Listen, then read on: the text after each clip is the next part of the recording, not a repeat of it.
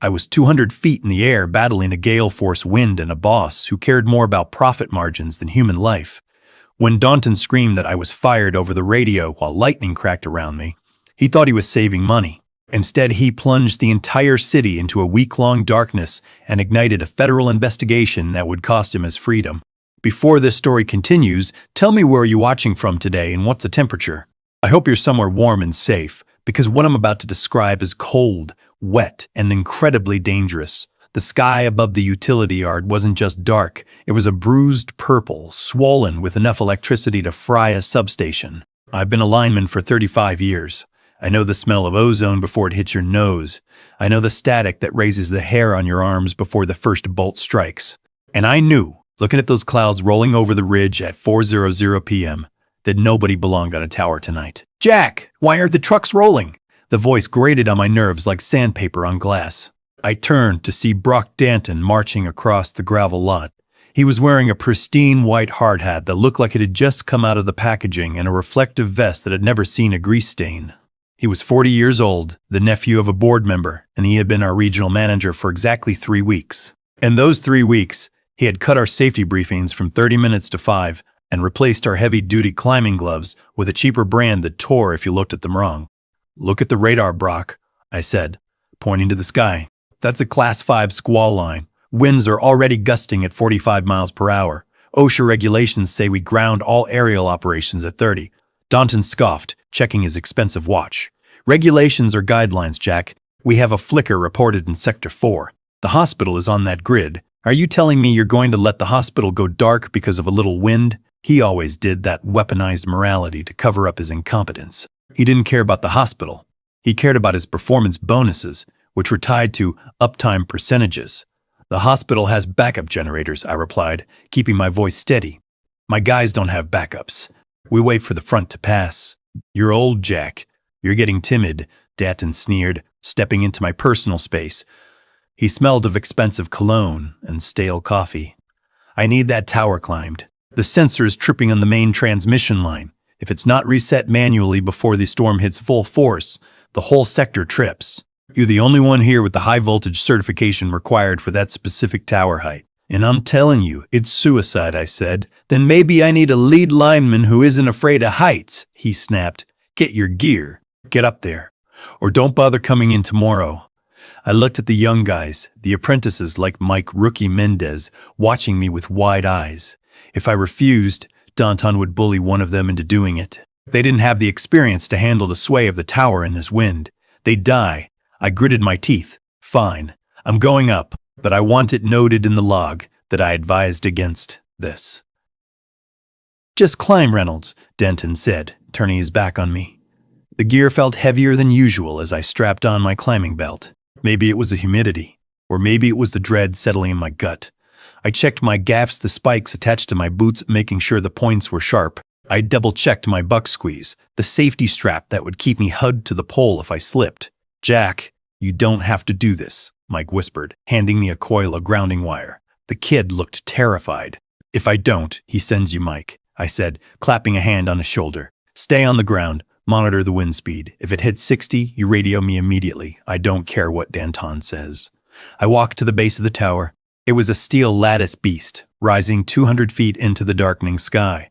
The first raindrops were starting to fall heavy, cold drops that stung the skin. I started the climb, hand over hand, boot over boot. The rhythm usually calmed me, but not today. At 50 feet, the wind wasn't too bad. At 100 feet, it was screaming. The steel structure was groaning, the metal contracting in the cooling air. By the time I reached the crossarm at 180 feet, the world below had vanished into a gray haze of rain. The wind-up here was ferocious, tearing at my clothes, trying to peel me off the steel. I hooked my lanyard in, feeling the tower sway beneath me. It's a sickening feeling, swinging 3 or 4 feet in either direction, knowing only a strip of leather and canvas is holding you. I reached the junction box. It was an older model, the kind that needed a delicate touch. I could see the problem immediately. A loose jumper cable was arcing, spitting angry blue sparks every time the wind shook the line. It was a simple fix, but dangerous in these conditions. This is Reynolds," I shouted into my shoulder mic, fighting the roar of the wind. "I'm at the junction. It's a loose jumper. I need the line de-energized to fix it safely. kill the power for 5 minutes. There was a pause, then static. Negative, Reynolds. Danton's voice crackled in my ear, safe and warm from the control truck. We are not cutting power to the grid. Do it hot. Are you insane? I screamed back. It's wet up here. Working hot in the rain on a transmission line is a death sentence. I don't pay you for excuses, Danton yelled. Use your hot stick and get it done. We are not dropping our uptime stats for a loose wire. My heart hammered against my ribs, louder than the thunder rolling in from the west. Working hot meant fixing the line while 138,000 volts of electricity were still coursing through it. In dry weather, with the right insulated tools, it was routine. In a driving rainstorm, where water conducts electricity, it was madness. I looked at the arcing wire. If I didn't fix it, the arc would eventually melt the connection, the line would drop, and the blackout would happen anyway. But if I tried to fix it hot, one slip, one stream of water bridging the gap between the wire and my tool, and I'd be ash before I hit the ground. I'm not doing it, Danton. I keyed the mic. I'm coming down. It's too dangerous. We drop the load or we wait for the rain to stop. You are insubordinate! Danton's voice was high-pitched, bordering on hysterical. He had probably promised his superiors 100% uptime to secure his bonus. You fix that line right now, Reynolds. Safety first, Brock. That's the job. I'm climbing down. I unhooked my secondary safety, preparing to descend. If you take one step down that tower without fixing it, you're done. Danton screamed. Do you hear me? You're fired. Termination for cause. Insubordination and refusal to perform duties. I froze. The wind whipped rain into my eyes. I looked down, but I couldn't see him. I could only imagine him red-faced, screaming at the radio console. Did you hear me, Reynolds? He continued. Fix it or you're fired right now. You walk away from this tower with nothing. No pension, no severance, nothing. Something inside me snapped. It wasn't the fear of height or the electricity anymore. It was the sheer audacity of this man risking my life for a spreadsheet. I was the only person in the county certified to touch this equipment. I pressed the transmit button one last time. You're firing me? I asked, my voice calm despite the gale. Right now? While I'm at the top of the tower? You damn right I am. You're terminated effective immediately unless that wire is fixed in 2 minutes. Okay, I said. I accept your terms. I took my hot stick, the insulated fiberglass pole used to manipulate the wires, and I carefully, methodically, folded it back into its carrying case. I didn't touch the wire, I didn't secure the loose jumper. I left the problem exactly as it was, a ticking time bomb of high voltage. You fired me, I whispered to the wind. That means I'm a civilian, and civilians aren't allowed to touch utility equipment. I began my descent. 4:12 p.m. Climbing down a 200-foot steel lattice in a thunderstorm is harder than climbing up. When you go up, you have adrenaline and a mission. When you come down, fired and furious, you only have the slick, treacherous metal and the gravity trying to drag you to the concrete below. My hands were numb. The cheap gloves Danton had forced us to use were sodden sponges, offering zero grip. Every time I unhooked my safety lanyard to move past a structural bolt, the wind tried to peel me off the tower like a sticker off a wet windshield. My boots, heavy with mud and rain, slipped twice on the rungs. Focus check, I told myself. Don't die for a company that just threw you away. Below me, the world was a blur of gray rain and flashing hazard lights. I could see the small figure of Danton standing by his pristine Ford F-150, probably screaming into his phone. He looked like an ant. An angry, incompetent ant. It took me 15 agonizing minutes to reach the bottom. My arms burned with lactic acid, and my heart was still hammering a frantic rhythm against my ribs. When my boots finally crunched onto the gravel of the utility yard, my legs felt like jelly. I unclipped my belt, the heavy tools clanking against my thighs. Danton was on me before I could even wipe the rain from my eyes. You coward, he shouted, spitting as he spoke. You abandon your post. Do you have any idea what the fines are for an outage like this? I stared at him. He was dry, standing under a large umbrella held by one of the office interns. I was soaked to the bone, shivering violently as the adrenaline crashed. You fired me, Brock, I said, my voice low and dangerous. At 180 feet, you terminated my employment, which means I am no longer authorized to be on company property, let alone operate high-voltage equipment. I was motivating you, he shrieked. It's a management technique. It's a lawsuit, I corrected him. And you just lost your only certified high-voltage specialist in the middle of a Class 5 storm. I started walking toward my truck, stripping off my gear as I went. I threw my hard hat into the bed of my pickup. It landed with a hollow thud that echoed in the sudden quiet of the yard. The wind was howling, but the men, the other linemen, the apprentices, the ground crew were silent. They were watching me. They were watching the man who had taught them how to tie knots, how to trust their gear, and how to come home alive. "Where do you think you're going?" Danton yelled, chasing after me but stopping short of the mud puddle I was standing in. "Get back up there. I'm rehiring you. Get up there and fix that jumper." I turned slowly. No. 4:28 p.m. The rain was coming down in sheets now, horizontal daggers of water driven by the gale. The sky was an unnatural shade of green, the color of a deep bruise. Thunder rattled the windows of the trucks in the yard.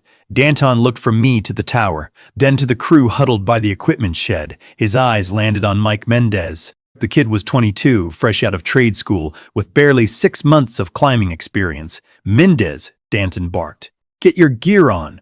Reynolds is too old for the job. You want a promotion? Show me you've got the guts." Mike froze. He looked at the swaying tower, then at me. His face was pale. He knew he wasn't ready. He wasn't certified for hot work, certainly not in these conditions. "Don't do it, Mike," I said, my voice cutting through the wind. "It's a violation of OSHA Section 1910, 26910. You aren't qualified for energized lines over 69 kV. If you go up there, you die." "Shut up, Reynolds," Danton screamed, his face turning a blotchy red. "Mendez, I am giving you a direct order. The hospital's going to lose power if that line trips. Do you want that on your conscience? Get up there." It was a low blow, using the hospital to guilt-trip a rookie. Mike took a hesitant step forward, his hand trembling as he reached for his harness. I stepped in front of him, blocking his path. I'm 6'2" and broad-shouldered from decades of hauling cable. Danton was a soft 5'9". "He stays on the ground," I growled. "You want someone to go up there? You go. You're the manager. You claim to know how this business works. Put on the hooks, Brock." Danton sputtered, stepping back. I am an administrator." "I don't climb." "Then nobody climbs," I said. A sudden sharp crack echoed from above, louder than a gunshot. We all flinched and looked up. High above us at the crossarm, a brilliant blue fireball exploded. The loose jumper cable I had refused to touch had finally given way. The wind had whipped it too close to the steel lattice, and the electricity had found a path to ground. It wasn't just a spark, it was an arc flash. A blinding, jagged bolt of lightning that didn't come from the sky, but from our own equipment. It hissed like 1,000 angry snakes, pouring molten copper down the side of the tower. "Get back!" I yelled, shoving Mike and the others toward the shelter of the trucks. "It's gonna blow!" 4:32 p.m.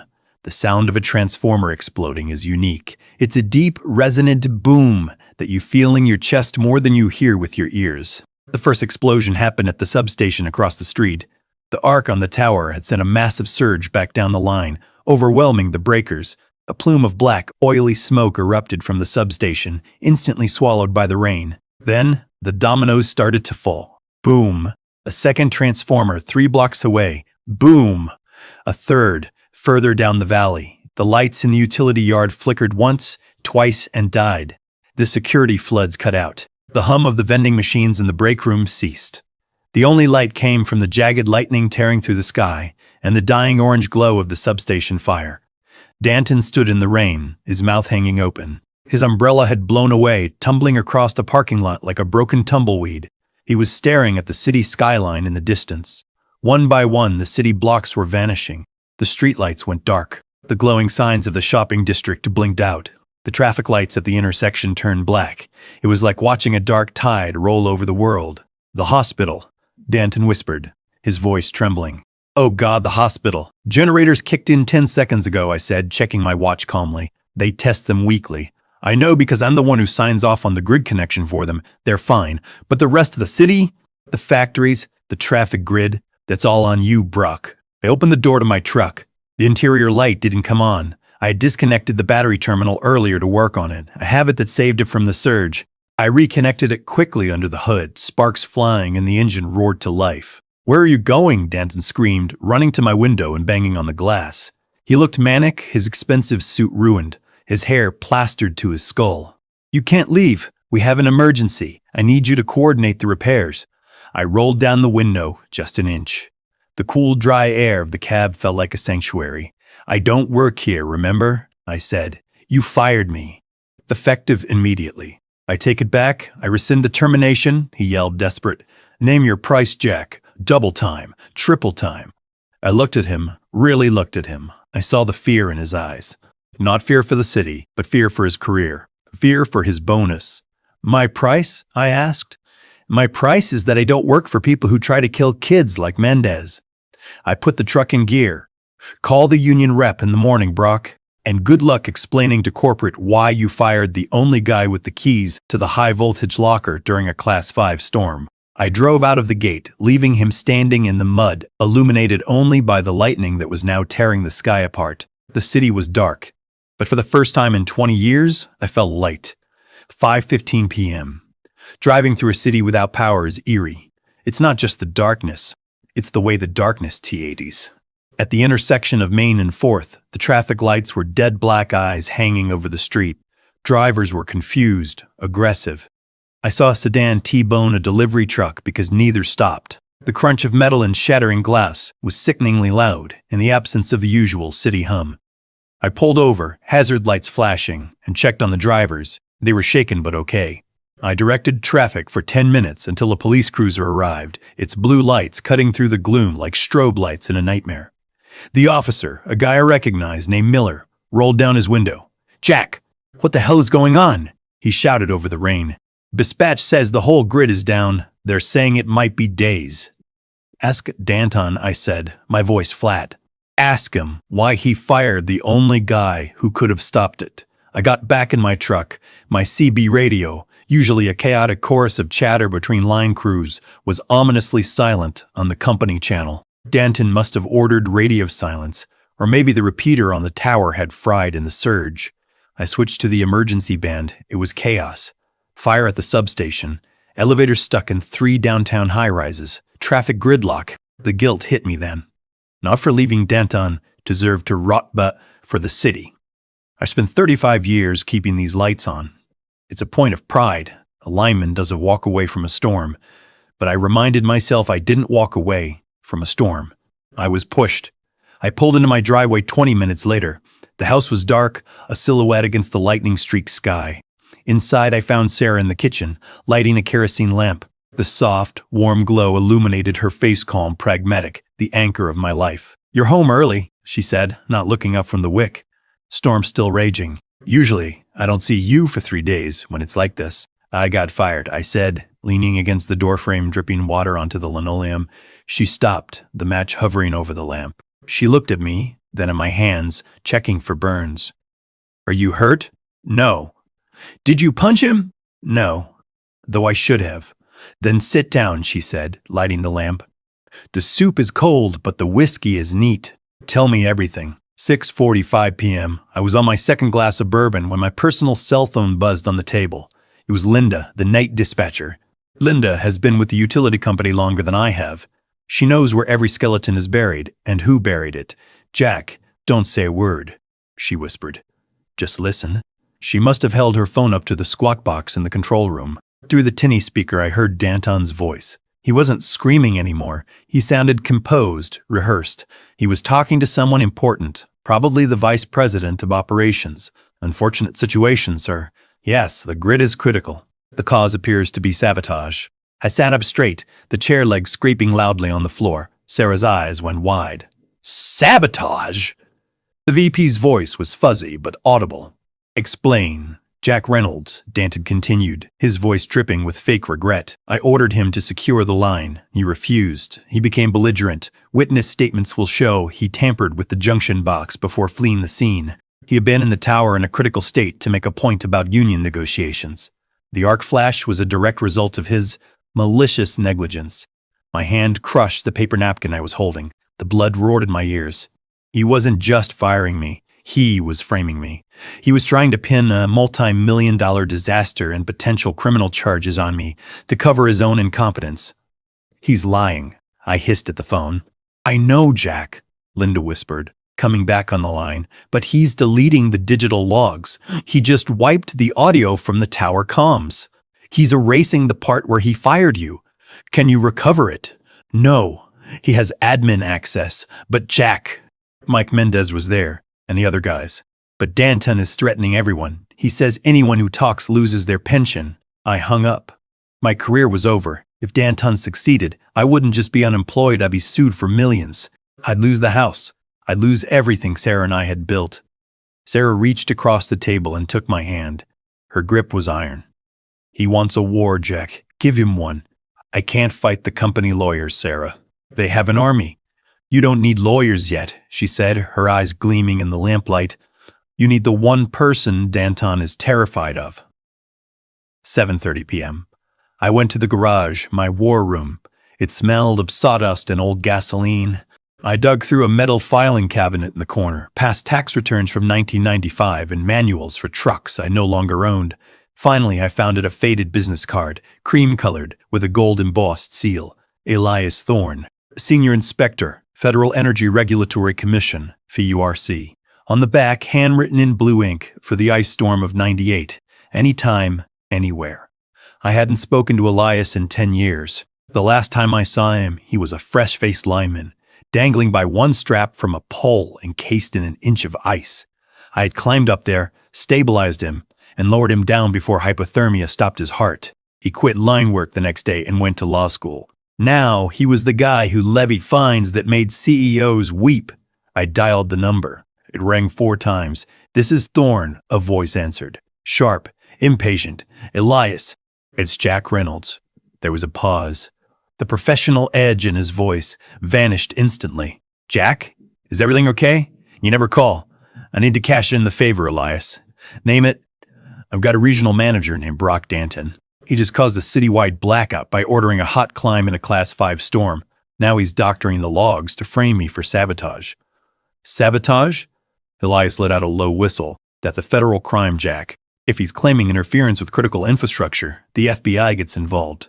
"I know. He wiped the comms. He thinks he's untouchable because his uncle is on the board. His uncle is be the president, and I wouldn't care," Elias growled. "Did you say he wiped the logs?" "According to dispatch, yes." "Jack, listen to me carefully. Does this guy know about the black box backups on the new digital repeaters?" "No," I said, realizing where he was going. Danton was astute. He knew spreadsheets, not hardware. He wouldn't know that the new transmitters we installed last year had a hard-coded, tamper-proof backup drive physically installed in the tower base. "Don't let him near that tower," Elias said. "I'm in D.C., but I can be there in 4 hours. I'm initiating a Level 1 FERC investigation. If he touched those logs, he's not just fired. He's going to prison." "The storm is bad, Elias. The roads are a mess. I'll take a chopper if I have to." "Sit tight, Jack, and don't let anyone touch that tower base." I hung up and looked at the clock. Danton would realize sooner or later that he needed to cover his tracks physically. I grabbed my keys. I wasn't a lineman anymore, but tonight, I was going to be a guard dog.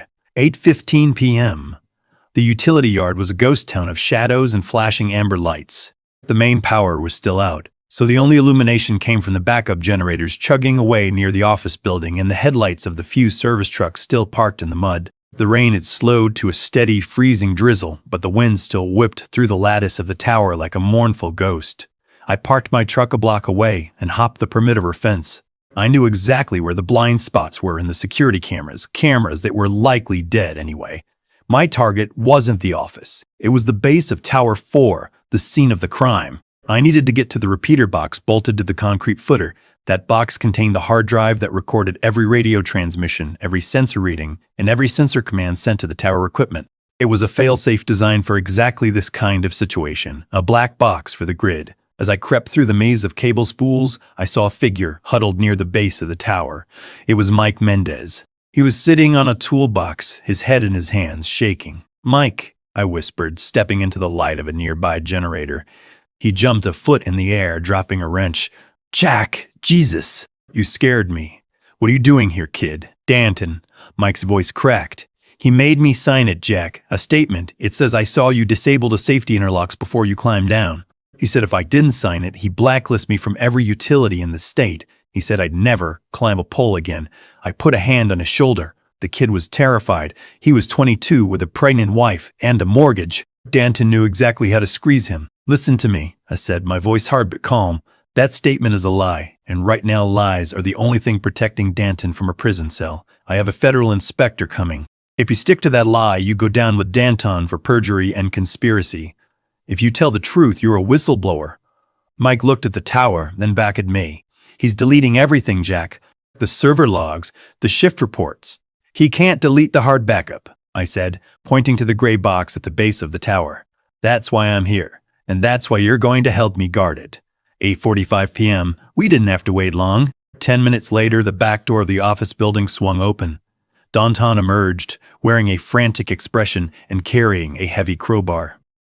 He wasn't wearing his hard hat anymore. He looked disheveled, a man coming unraveled at the seams. He marched straight toward the tower, muttering to himself. He didn't see us in the shadows of the cable spools. He went straight for the repeater box. He jammed the crowbar into the seam of the box and started to pry. He wasn't trying to open it to check the data. He was trying to destroy it. "I wouldn't do that if I were you, Brock," I said, stepping out into the open. Danton spun around, dropping the crowbar with a clang. "Reynolds, you're trespassing." "I called the police." "Good," I said. "They can witness you trying to destroy federal evidence. This is company property," he snarled, trying to regain his composure but failing miserably. "I am conducting an emergency inspection." "With a crowbar?" I asked. "In the dark, while the city is blacked out?" I walked closer, my flashlight beam cutting through the gloom. I shone it on the ground, where the melted remains of the jumper cable lay in a puddle. The heat of the arc flash had fused the metal into a twisted lump, but something caught my eye. The color. Copper turns green or black when it burns, but beneath the char, the metal gleaming in my light was silvery white. I knelt down and picked up a fragment. It was light. Too light. "A lumen," I said, looking up at him. "You replaced the high-grade copper transmission lines with aluminum." Danton's face went from red to a ghostly white. That's standard procedure for non-critical loads," he stammered. "This is a main transmission line for a hospital grid," I roared, standing up. "Aluminum has higher resistance. It heats up faster. That's why the jumper failed in the wind. It wasn't just the storm. You cheaped out on the materials and pocketed the difference, didn't you? That's why you didn't want the line de-energized. You knew if we inspected it closely, we'd see the swap." "You have no proof," Danton screamed, backing away. "You're a disgruntled ex-employee. No one will believe you. The black box will prove the load readings were erratic for weeks," I said, pointing to the box he had tried to smash. "And the melted wire in my hand proves the rest." 9:10 p.m. Blue and red lights flooded the yard again.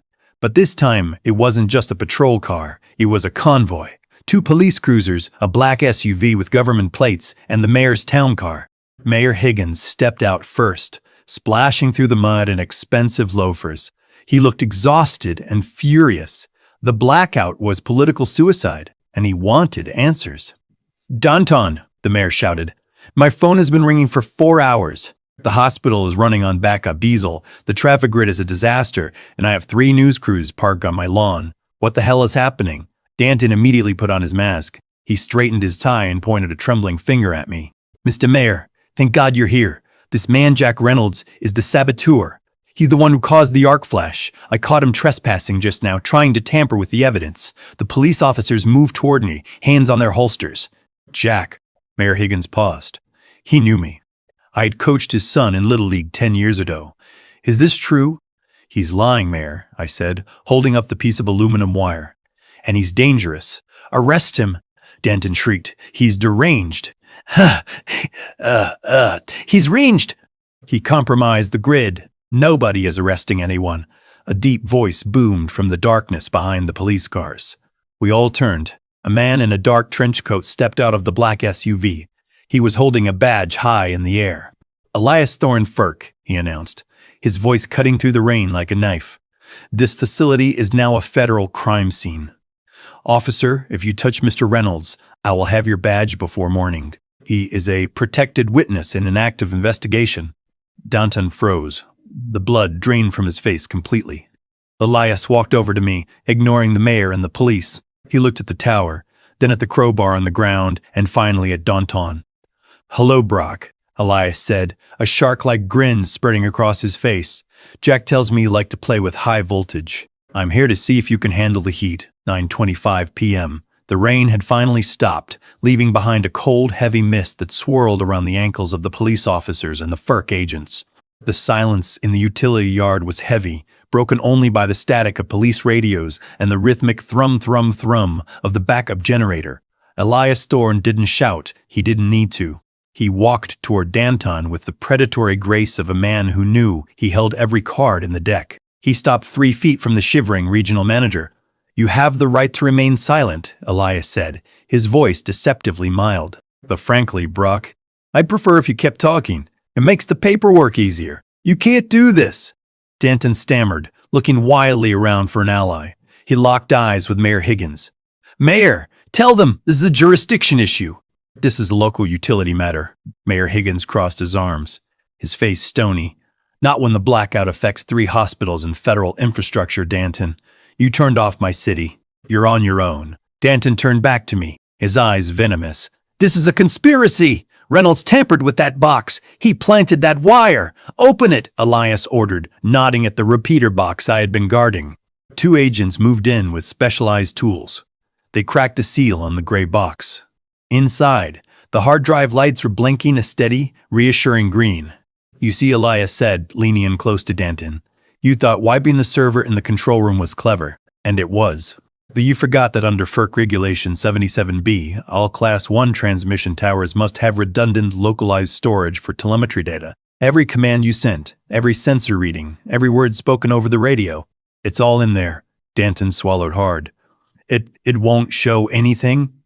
Oh, I think it will, I said, stepping forward. It's going to show that at 4:10 p.m., the wind load on the line was 45 miles per hour. It's going to show a heat spike in the jumper cable, consistent with high resistance. And it's going to record you giving a direct order to violate OSHA safety standards. And, Elias added, holding up a plastic evidence bag, it's going to match the timestamp of the arc flash to the moment you tried to force a rookie to climb. Mike Mendez stepped out from behind the truck. He looked terrified, but he held his head high. I'm ready to give my statement, sir, Mike said to Elias.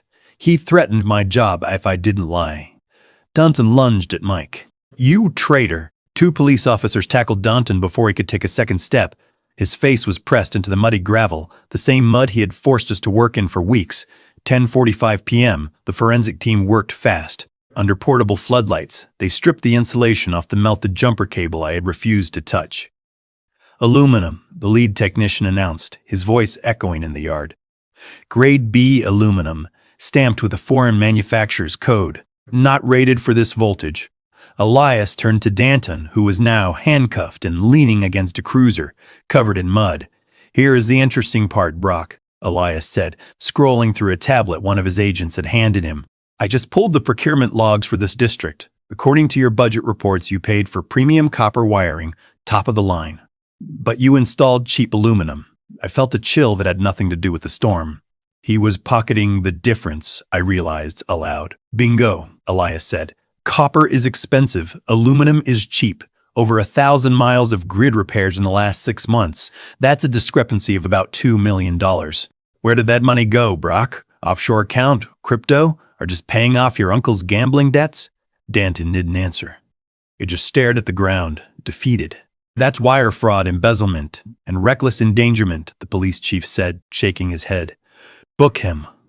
As they shoved Danton into the back of the cruiser, he looked at me one last time through the rain streaked window. There was no anger left, just the hollow look of a man who realized he had traded his life for a number on a spreadsheet. Jack, Elias said, turning to me, we need the power back on. The feds are seizing control of the utility until the investigation is over. I'm appointing you acting supervisor. Can you get the lights on? I looked at the tower. The wind had died down. The rain was gone. Mike, I called out. Get the bucket truck. We're going up, safely this time. It took us an hour.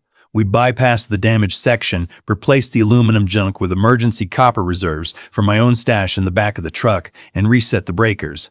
At 11:58 p.m., I closed the final switch. Below us, the city woke up. First, the streetlights hummed to life, painting the wet pavement in amber. Then the traffic lights blinked from black to red. Then the skyline, the office buildings, the apartments, the hospital lit up at a glorious wave of light. From the top of the tower, it was the most beautiful thing I had ever seen. The settlement from the utility company was substantial enough to ensure Sarah and I never had to worry about a pension again.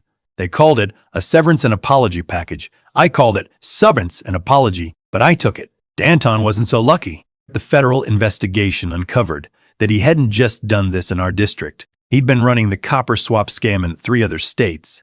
He was looking at 20 years in federal prison. His uncle resigned from the board in disgrace. I didn't take the supervisor job. I realized that night on the tower that I was done with the corporate game. I spent 35 years keeping the lights on for other people. It was time to keep them on for myself. I sat on my front porch, watching the sunset paint the sky in shades of orange and purple.